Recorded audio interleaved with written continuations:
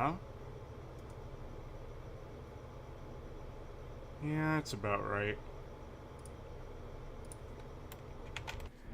Oh boy! Paladins, champions of the realm. You know, I really didn't want to revisit this game. I've honestly been having less and less fun with Overwatch and the FPS genre as a whole, so it was doubtful that even if I did return to Paladins, I would find anything worthy of praise. It was better just to let sleeping dogs lie, right?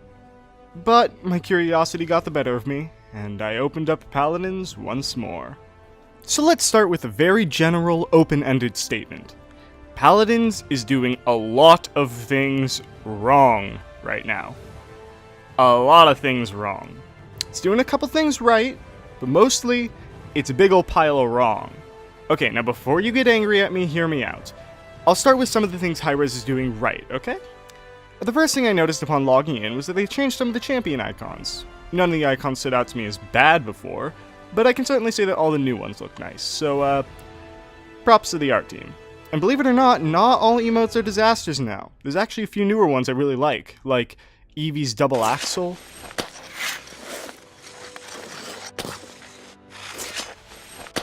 and Inara's paramount. Some of the mastery emotes are nice too, and I like the concept. All of Maeve's, Bomb King's, and Drogo's emotes are quite nice, and there's also a Lex one I really liked called Deadshot, but unfortunately it was removed. Apparently, because the developers were concerned that the content would offend in other regions, and they wanted to take that into account while branching out to new markets. Why an emote with a dead frowny face should be removed and not one where a character literally sways her hips back and forth and then points to her chest is beyond me. Unfortunately, for every good emote added, 5 awful ones follow. I'd like to talk about those, but since they're all visual things and have nothing to do with gameplay itself, I've left that for a segment at the end of the video. Oh yeah, they actually added voice chat and lore too, just like I asked. Alas, I've literally never seen another person use voice chat, and I try almost every game. And while there is lore, you have to unlock it. What kind of nonsense is that? Why should I have to unlock basic lore integral to understanding what's going on from a story perspective? It's not like it matters anyway, you can just find the lore segments online, so why bother putting them behind a quest wall? If that wasn't bad enough, the basic lore overuses terms that mean nothing to someone who isn't already familiar with the lore. For example, Victor's lore mentions the Sentinels. What are the Sentinels? Oh, they're an elite magistrate military unit. But wait, what's the magistrate? Why bother including a descriptor if the descriptor contains its own mystery term that requires its own descriptor? One thing I never mentioned that I really like about Paladins is that little reload timer. It's a nice touch to be able to tell exactly how long you have until you've reloaded without, having to get used to the reload animation. They also added a voice line reminding you to spend your credits, which is something I often forget to do, so I can appreciate that. Lastly, this has always been the case, but I like how each ability description has the exact amounts of damage it deals, or how long it lasts, how much it heals for, etc. You don't get that in Overwatch, so having more precise descriptions is nice. And with that, the good things come to a close and we start to look at the bad things. As you can see, there's a lot of small good things in this game, a lot of them. But the thing is, the bad things are huge, overarching, and integral parts of the game. Without them being changed, the whole game is going to be bad. The little things don't make up for it. Okay, so maybe that was a little overdramatic, but here's the thing. I already wrote another version of this script. Here, in that script, is where I started looking at a bunch of very specific problems. I looked at numbers and compared champions I thought were too similar to each other, but it doesn't matter. None of it matters. Why does none of it matter, you might ask? Well, it's simple. Because of the new card system that throws every freaking thing out of whack, which is the most important thing that I want to talk about today. For a long while, Paladins was truly free to play.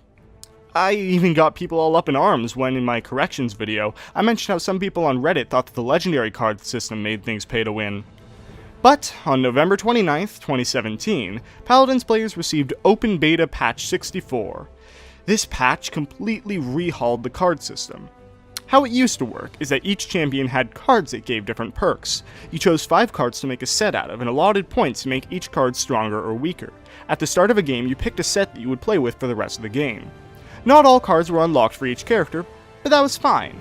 Cards could be crafted, and usually no champion required specific cards in order to be good.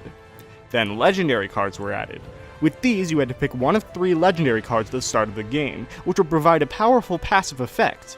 This was potentially problematic because you only were provided 1 legendary card per class. The rest had to be opened or crafted, and lots of champions had 1 legendary card that was just plain better than the other 2, requiring a craft.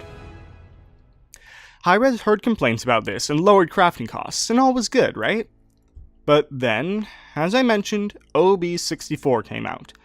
In this system, called Cards Unbound, each player has access to every card in the game. Sounds great, right? But here's the catch.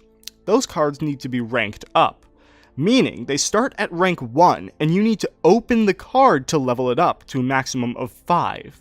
You can't even craft the card to make it stronger, you need to open it in a chest.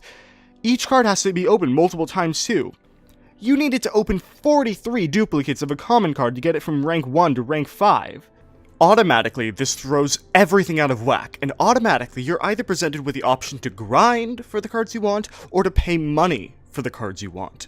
Sure, if you already owned the card before the update, it was set to rank 3, but what about new players? Rank 1 for them, baby! In quick play, that meant that experienced players have a very obvious numbers advantage over newer players, with much stronger cards. Okay, sure, in competitive things are balanced by setting all cards to rank 3, but most players don't play competitive. Not only that, this system completely undermines my favorite thing about Paladins, molding a character to be your own with different sets and allocating points. If everything's rank is static, then what's even the point? There's going to be a clear winner for what set is best, surely. So to sum up the system, if you have a lot of money to sink, you have a clear advantage while playing. Sound familiar? It's like Hi-Rez saw the Star Wars Battlefront 2 fiasco, and then said to themselves, EA looks like they're having a good time, let's do what they're doing, but with our free-to-play game, it'll be perfectly fine. And they even acknowledged that in their patch notes. So of course there was immediate backlash, and it didn't take long for Hi-Rez to backpedal. A little. Oh, your existing cards will be rank 4! New players will get a set of rank 4 cards for each champion. Competitive cards will be rank 4. You don't need a billion duplicates to rank up a card, only a few. You can get champion chests to get cards for specific champions. The changes they made smooth out the system a lot, but it's still decidedly pay to win. It almost seems like they were going as far as they could to see how much they could get away with, while being already prepared to backpedal in case feedback was negative, which of course it was. So where does that leave us? Well, it's kind of like the game has died and become a different, much worse game since I first played it, and it's really disappointing to me. You know, when I put up my part 1 for this video, I was kind of expecting people to be like, oh no, you're wrong, Paladins is good, but so far, every comment has been agreeing with me. Paladins isn't in a good state right now, and I kinda think that the only way for the game to survive is to die and reincarnate again. But this time, Hi-Rez needs to not be stupid about it. Just look at the forums of the subreddit. It's a complete mess right now, and they really need to do something. I don't have the answers for what Hi-Rez needs to do to fix this current predicament, but at the very least, I think they probably should go back to the old system. I think everyone thinks they should go back to the old system. Not only is this new system greedy, it's not as special as the old system was. If there's nothing special left about Paladins, why would I ever play Paladins over a better alternative like Overwatch? And that's even without mentioning all the various glitches that Hi-Rez refuses to fix, but that's a whole nother can of worms that I'm not opening right now. There's one more quick thing. This game has no real right to call itself a beta. I had many people tell me my criticisms weren't valid because this game is still in beta, which anyone with half a brain can see is ridiculous. The game is in beta so it can receive criticisms, and to fix those issues before it goes live. But after 64 major patches, and a system that requires you to purchase chests with real money in order to keep up, and so many items requiring real money to be spent, it can't be called a beta anymore. It's a full game that receives updates. Okay, maybe I'm being pedantic, and this doesn't matter. I don't know. It really irks me that they call this game an open beta. They shouldn't do that anymore. When you have a public testing server for your beta, that's when it's time to stop. Testing is what betas are for. Why do you need a beta for your beta? So I was gonna talk in this video about how characters like Victor and Tyra are too similar, or how so many ultimates are either overpowered or useless with little in between. But as I said, none of it matters. I'm really disappointed in this game, and not only is it now pay to win, the only thing that made it truly stand out is gone. So, my opinion and recommendation is clear. If you have the money, buy Overwatch. If you don't, play TF2 for free. Either way, it's time to stop playing this game, or at least avoid it until Hi-Rez truly gets their shit together. If there's anything I failed to mention, or anything I got wrong or you disagree with, please leave a comment below. But please be civil. We're all friends trying to have fun playing games, right? So let's have some nice, civil conversation instead of the usual flame wars. Also, in the meantime, since making the last video and making this video, a couple big things happened with Paladins. The first being they finally released a lore cinematic, which basically, does what I wanted it to do. It establishes the basic lore of the universe. The problem is, well, there are a couple problems. One, it's pretty generic. Like, the beginning is super generic. Oh, there were times of war, and then times of peace, and now the times of war are back. It's like, I think they could have chosen a better narrator as well, just someone more fitting, I don't know. I also find it a little far-fetched that all of these characters just happen to be in this one town together. Like, Overwatch doesn't pretend that all the characters know each other. Like, I don't think Lucio has met any of the Overwatch cast except Symmetra directly. But, Paladins are like, oh no, they're just all in the town together. Like, look, Cassie's there, Charlotte is there, Terminus is there. They're all just best buds hanging out in the town together. I find it a little hard to buy, There are these just normal people just hanging out with demigods casually. Just,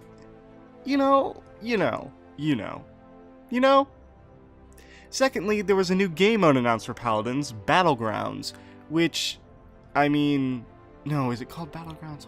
It is called Battlegrounds, okay. So basically what it is, it's PlayerUnknown Battlegrounds, it's Fortnite, it's every one of those games except in Paladins. I guess it could be kind of interesting, because it's pretty much...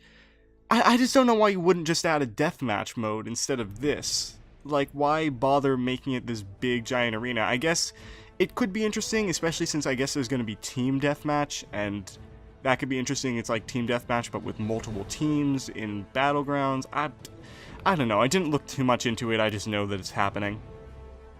I just don't know why you'd play that instead of Fortnite or PlayerUnknown Battlegrounds. I guess we'll have to see how it is. Anyway, back to your regularly scheduled content. Hey, so you made it to the end of this video. Congratulations. I'm sorry it took so long to get out. In the description of my last video I said it would take a couple days. It took a little bit longer than that, but, sorry. If you liked the video, please leave a like, comment, share, subscribe, whatever it is you people do, and see you next time. Bye! Oh yeah, also, if you want me to talk about a certain thing, you can let me know and I will talk about it maybe. Bye.